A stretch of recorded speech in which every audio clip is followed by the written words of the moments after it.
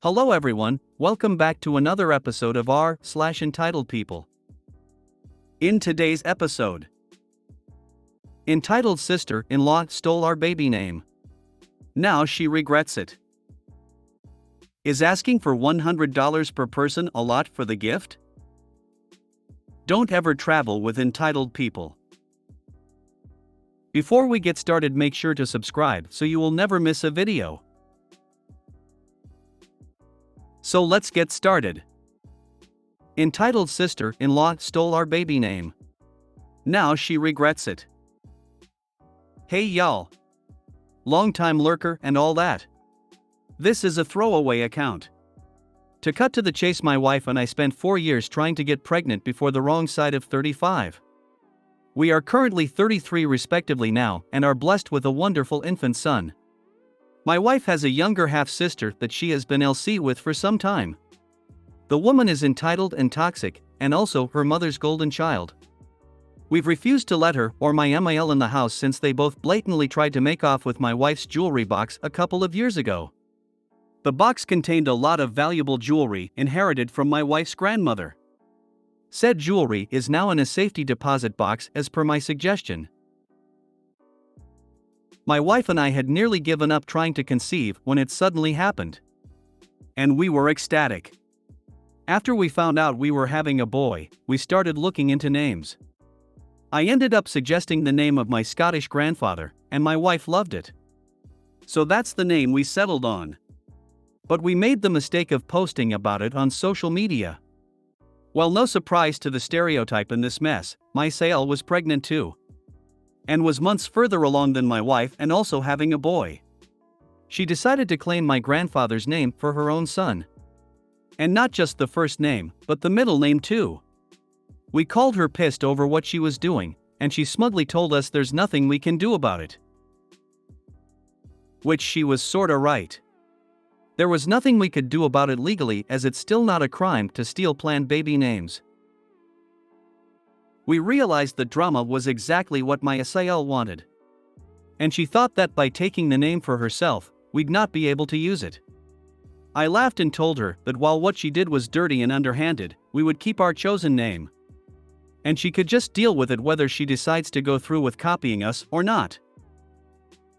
Well, my Sael's baby daddy called me and said I was unreasonable for still wanting to use the name after Sael claimed it.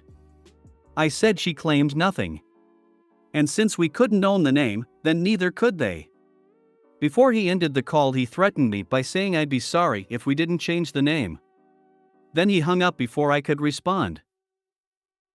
Months later, Sael has a healthy baby boy and names him my grandfather's name. We did not show up for the birth. Both because of the pandemic and because we simply didn't care to be there. Sael called us wanting congratulations. But we told her we simply didn't care. And that if she was still insisting we change our baby's name, then she'd be in for some big disappointment because we were not. Sael demanded I put my wife on the phone. But it was already on speaker and my wife spoke up and said she agrees with me entirely. We weren't changing the name. Sael hung up on us, but soon started sending emails with text walls of names. Even suggesting similar ones. I responded back that the name was from my grandfather, and that's why we were not changing it. She shut up and we didn't hear from her again till after our own son was born. 2 months later, we were blessed with our son.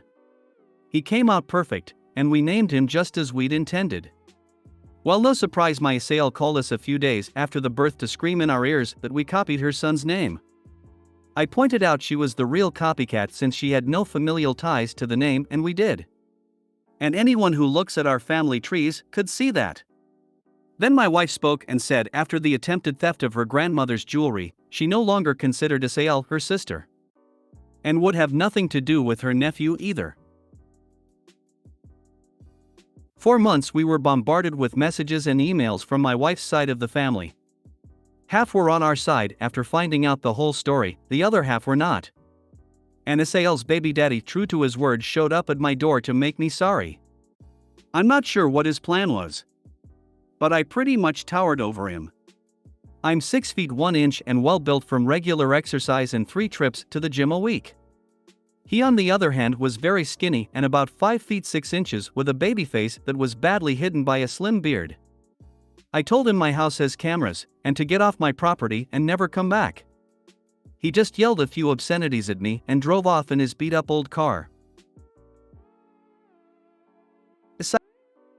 Sael and Mil called us from a different number to yell at me for making Sael's baby daddy feel emasculated. I didn't even threaten the man. Just told him to leave and not come back. And if he didn't want to feel emasculated, then he shouldn't have come knocking. Then they tried to bring up the issue of the baby name again and demanded we change our son's name as he's so young. So there's still plenty of time to do it.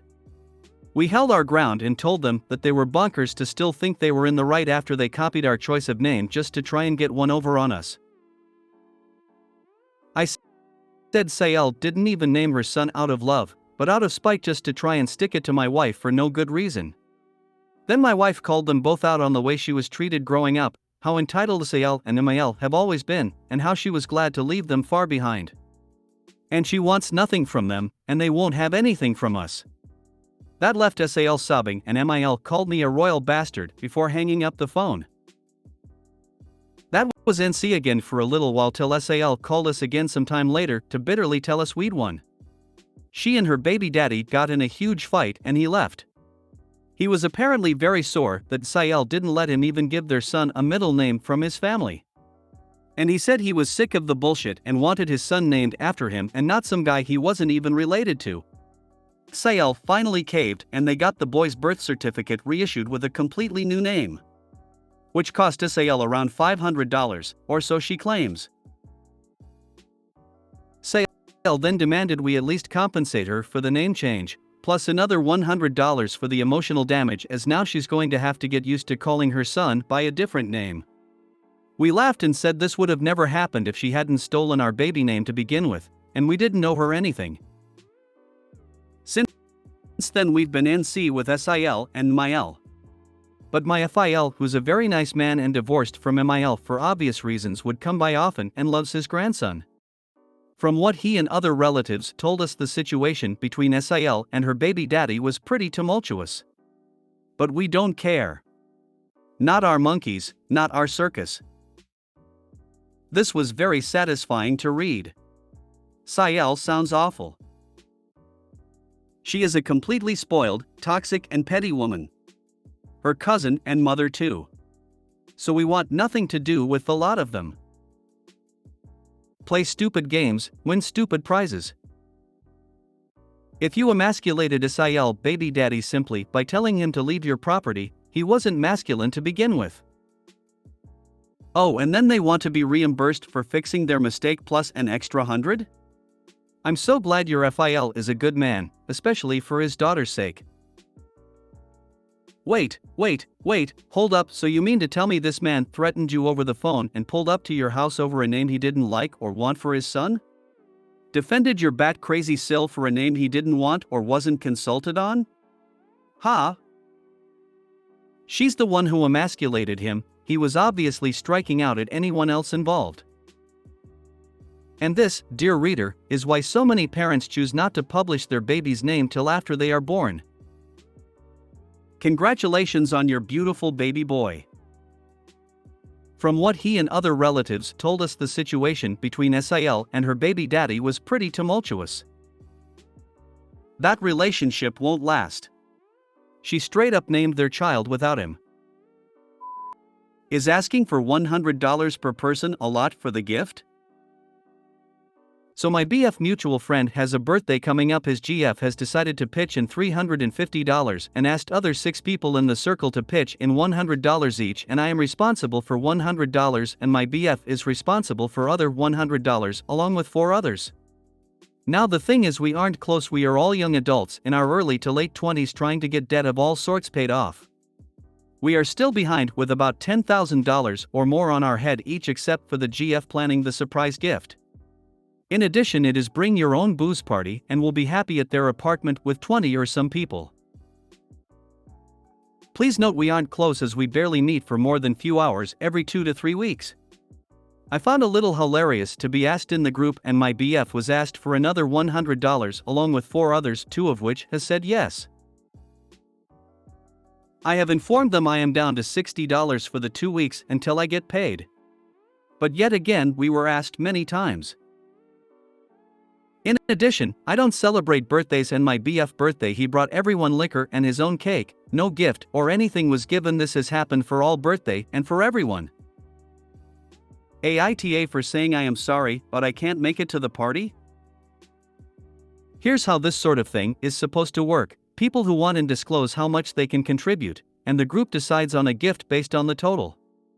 One person doesn't decide on an extravagant gift for her boyfriend, and the lot of you have to fund it, lol. I would have told her thanks, but no thanks, we already picked out a gift. Modify for current times, I told you what I can contribute. Since that's not enough, we'll just get a separate gift. We have never done any gifts and specially asked people not to for any and all birthdays. So we never had any birthday presents in mind. We usually get booze, some food and play games. So it caught us a little off guard. We don't mind buying gifts, we do that for younger kids like who are 10. If he was anticipating gift, we could easily get him something that fits our means. Yeah, if I want to buy my friend a $100 birthday gift, that's cool. If you want to tell me I have to pitch in $100, you can go fork yourself. So basically, the girlfriend wants to get her boyfriend a $1,000 birthday present and is expecting other people to subsidize 2/3 of it.